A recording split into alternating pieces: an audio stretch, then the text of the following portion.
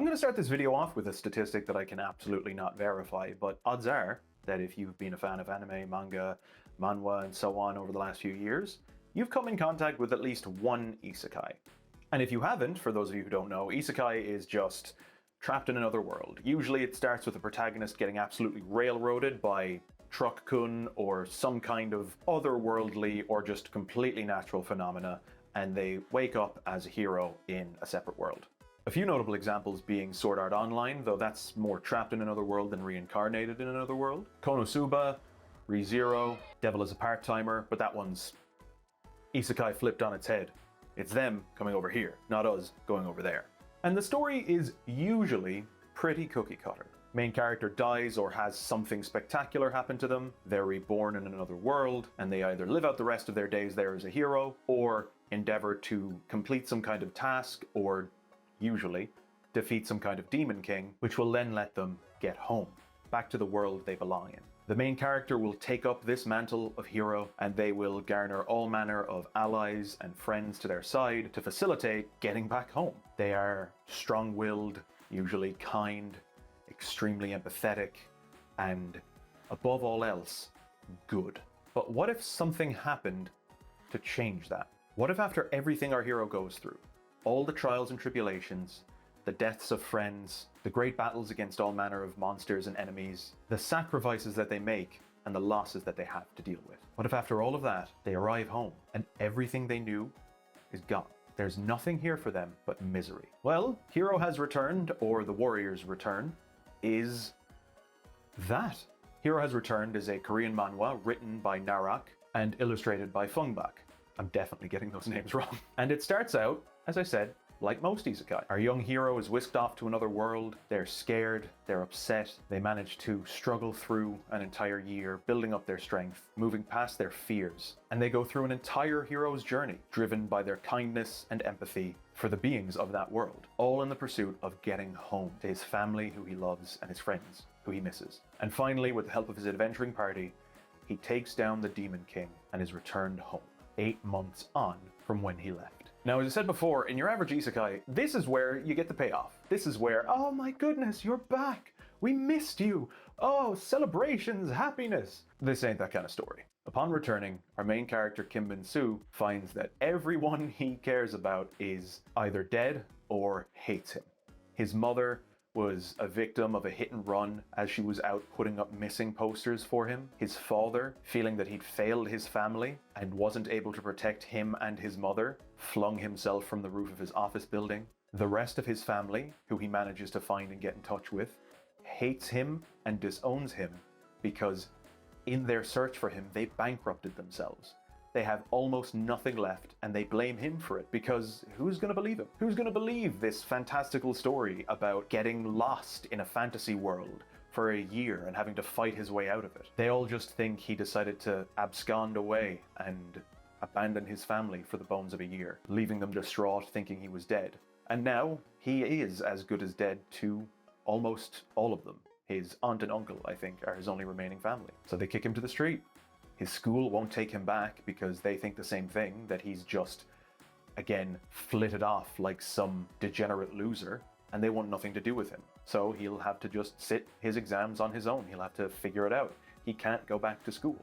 He has nothing. Nothing is left for him in this world. Nothing but pain. And after being confronted by what I can only describe as a meathead douchebag, he decides that if all that's left for him is misery, then it's only fair everyone in this world that has forgotten about him feels the same. And it's at this point we find out that not only did he return to our world, he returned with all of the powers that he had in the other world. He makes fucking mincemeat of the meathead and then casually blows up the majority of a city in the blink of an eye. And that's chapter 1. The best way I can describe this is, like, in the basest layman terms, it's like ReZero crossed with The Boys. It's your average or general isekai crossed with that mentality of, you know, like, dealing with superpowered beings and trying not to be absolutely fucking destroyed by them. And if that's enough for you, go and read it now. The one thing I will say is that it is an absolutely breakneck story. This thing starts off, and within 6 chapters, just the first 6 chapters, so much happens. They easily could have lengthened those first 6 chapters to 20 or 25, like your average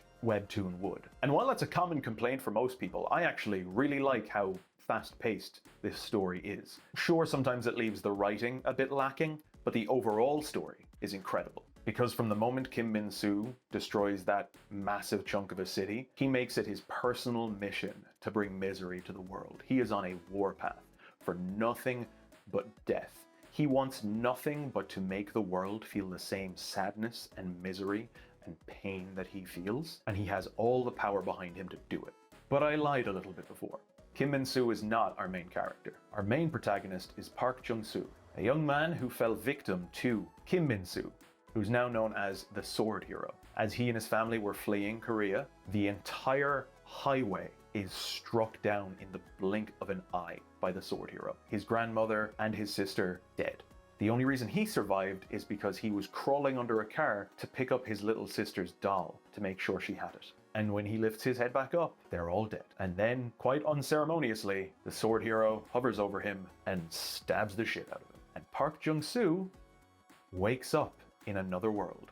And over the next year, the Sword Hero wreaks havoc across Korea, and we find out he's not the only hero. There are several others. There's a magic hero. There's a hero of the sea. There's a vampire hero. There's a golem hero. There's a hero of technology. Depending on where you read it, there's a hero who's referred to as either the hero of rebirth or the hero of future. I call him the hero of rebirth, and it'll make sense as to why that's the preferred name for him as the story progresses. But needless to say, there's way more heroes than we were initially shown at the beginning of the manhwa. By the way, this is just chapter 3. But about this time, a year has passed, a large swath of Korea is just dead.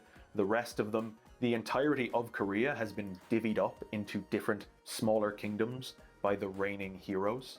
And of course, they take a ton of humans under their command. Some go willingly and become total zealots, and others are kind of just indentured into it, and it really sucks for everyone involved. We're made vaguely aware of a human resistance, though there's very little left to resist. The Sword Hero alone is a force to be reckoned with, but all the other heroes on his side are an insurmountable enemy. And then we switch perspectives again, and we're at the Golem Hero's kingdom, following Jung So-min, a girl who, by all accounts, has lucked out in the worst ways. All of her friends keep dying, all the people around her don't make it. We see that happen within that chapter that she's introduced. It's super fucking, it's rough. It is rough. After agreeing to help some stranded members of Korea's navy, she's caught by the Golem Hero, who summarily executes all those navy men and is about to murder the shit out of her when suddenly out appears ya boy Park Jung-soo, the spear hero. And so the hero of the spear arrives to take on the Golem Hero and absolutely wipes the floor with him. It's no contest. It seems like there's a bit of a contest, but within pretty much the same chapter, they're done. And we find out a little bit more about the Golem Hero during the fight. We get a little window into their past, and this is something that happens with each hero that the spear hero fights in turn as time goes on. The remaining members of the Korean Navy ship agree to help the spear hero and Jung So-min get back to the mainland of Korea at great risk to themselves, because the oceans are patrolled by the Sea Dragon hero,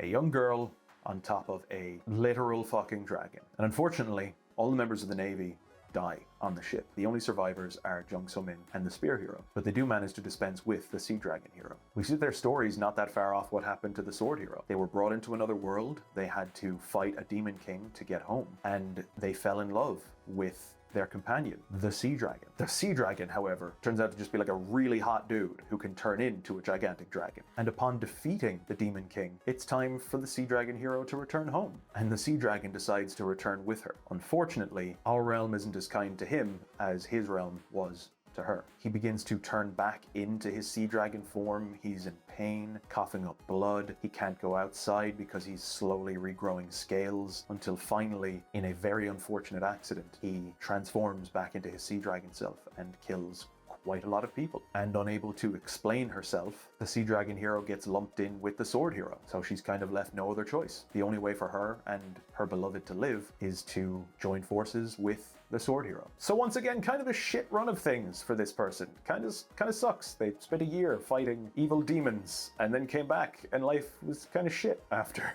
It's also during this fight that not only do we get a look into the Sea Dragon hero, we also get a glimpse of what the Spear hero was up to in his alternate reality. He was driven solely to get stronger and stronger and stronger and stronger. And I'm skipping ahead a bit here, but it gets to the point where he has this miraculous max revive potion that can resurrect someone essentially from death, and he uses it on the Demon King. In his final fight against the Demon King, he keeps bringing him back so he can grind him, essentially, just so he can get XP. That's all he cares about. He is grinding to get strong enough so that when he does return, he can turn the sword hero into fucking mincemeat. And his companions are super worried. Like, it's fully just these cute anime fantasy isekai people watching a young man whose entire world has been shattered mentally break and be obsessed with murder and getting stronger. It's super fucking dark. Needless to say, the spear hero is pretty fucking single-minded. At this point, all he cares about is killing all the heroes associated with the sword hero and doing far worse than just killing the sword hero. But with the spear hero and his companion trapped on the ship in the middle of the ocean, there's very little they can do until a helicopter comes by and they are picked up by the Reconstruction government. I say picked up, but apprehended or arrested is probably a better term. Because understandably, even though this dude seems to maybe be on their side, they've been dealing with a bunch of heroes just out to do murder for about a year now. So they're not taking any chances. And this webcomics version of Billy Butcher just sits in front of them with a load of C4 strapped to his chest and is just like, hey, I'm willing to die. I don't know if you can survive this, but if you want to fuck around and find out, we can do it.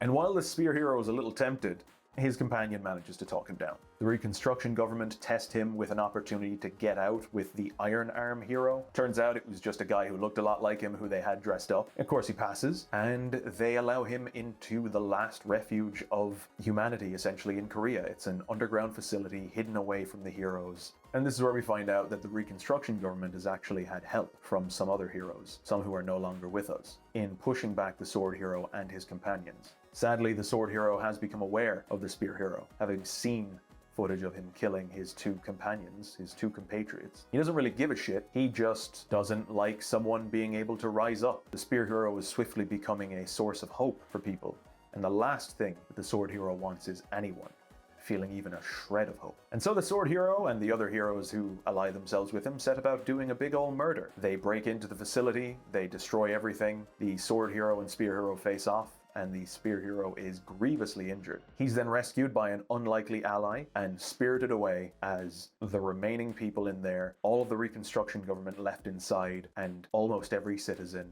are utterly destroyed by the evil heroes. Now this is where I'm going to be getting into spoiler territory, so if this interests you, if you like the look of it, by the way, again, this isn't even halfway through the story. So I know I've spoiled some things, but not a lot. This isn't even halfway through the story. So much happens so quickly. But I'm really going to get into spoiling shit now. So if you just want to read it, go and read it. Come back and let me know if you liked it.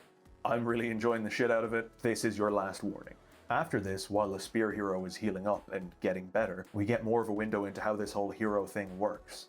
The way the universe that this story is set in works is that there are several other realities, all of which have a demon king that rises up every few years, except one, our realm. They call it the Void Realm or the Realm of Void because no demon king spawns in our realm. So that's where they take their heroes from. But that means that this has happened before. It isn't super public knowledge, but the ruling class, governments, secret societies, they're all aware of the heroes in the past. And it goes way back.